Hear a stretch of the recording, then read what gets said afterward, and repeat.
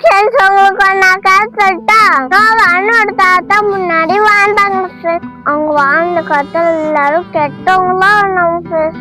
ஆனா நோபா மட்டும் எஸ்பாக்கு பிடிச்ச மாதிரி வாழ்ந்தாங்க ஃப்ரெண்ட்ஸ். அதனால எஸ்பா ஃப்ரெண்ட்ஸ் இந்த உருவத்தை படிக்கும் போது நோபா மட்டும் எப்பயாச்சும் எஸ்பா காப்பாற்றாங்க ஃப்ரெண்ட்ஸ். நோவா தூங்கும் போது கனவுல ஏசப்பா உலகத்தனியே அழிக்க போறேன், அதனால நீ கொப்பரை மரத்தால ஒரு கப்பல் செய்ய சொன்னாங்க ஃப்ரெண்ட்ஸ். உடனே நோவாவும் ஏசப்பாத்துக்கு கீழ் பெரிய கப்பல் செஞ்சாங்க ஃப்ரெண்ட்ஸ். நோவா ஃபேமிலியில அவரோட சேர்த்து எல்லாரும் கப்பல் இருந்தாங்க பேர் இருந்தாங்க ஃப்ரெண்ட்ஸ். நோவா ஃபேமிலியோட நிறைய டான்ஸும் ஆடிக்கிட்டு ஃப்ரெண்ட்ஸ். அவங்க எல்லாம் என்ன விளக்கு அப்போ விளக்காக லாக் பண்ணிட்டாங்க ஃப்ரெண்ட்ஸ். உடனே மழை நிறையா வந்துச்சான் ஃப்ரெண்ட்ஸ். பூமியில நிறைய தண்ணி வந்துச்சான் ஃப்ரெண்ட்ஸ். இந்த உலகத்துல உள்ள எல்லா மலைகளுக்கும் பூவுக்கு நிறைய தண்ணி வந்துச்சான் ஃப்ரெண்ட்ஸ். இந்த கப்பலும் தண்ணியில மேங்கிச்சான் ஃப்ரெண்ட்ஸ். கப்பலுக்கு வெளியில இருந்த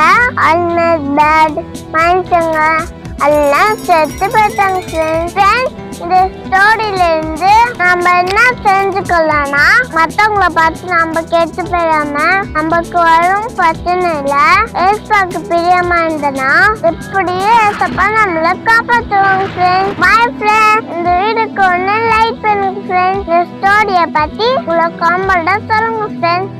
God bless you.